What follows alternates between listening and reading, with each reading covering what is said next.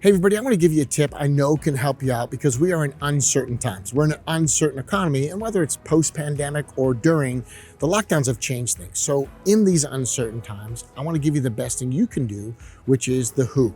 In other words, who you have on your team is your best insurance or your best assurance against uncertain times. People you can depend on, people you can have is really the way through the next couple of years as a chiropractic office.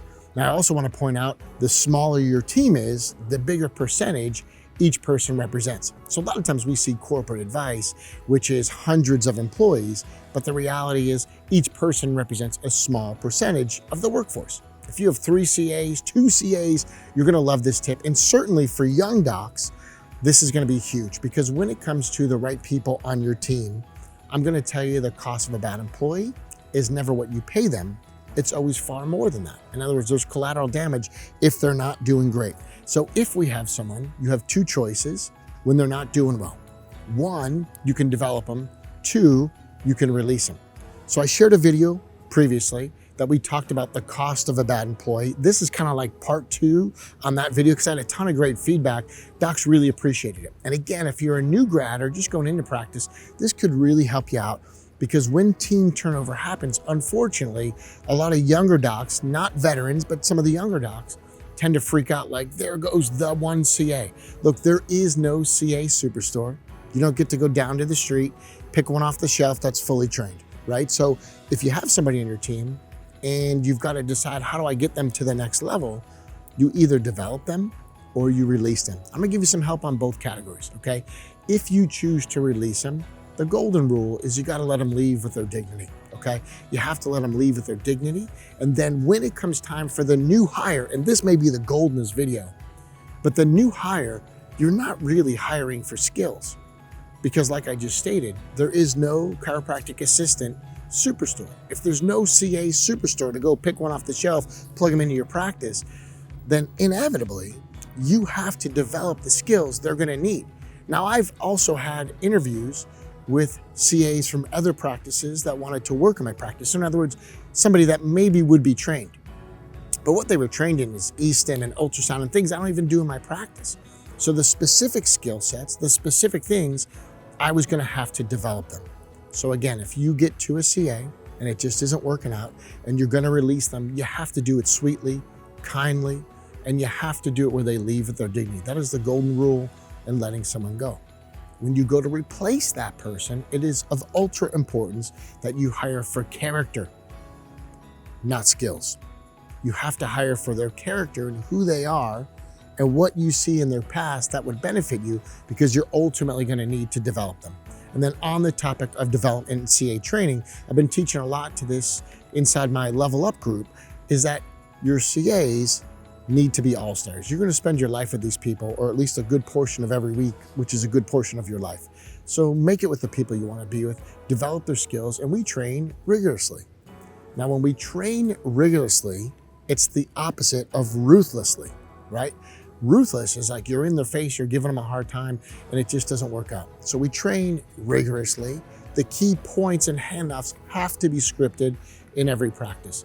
And when every team member knows the role and everybody understands the skill sets you train them on, and you've hired people with good character, again, we go back to the start of this video, which is in uncertain times, who you have around you matters even more.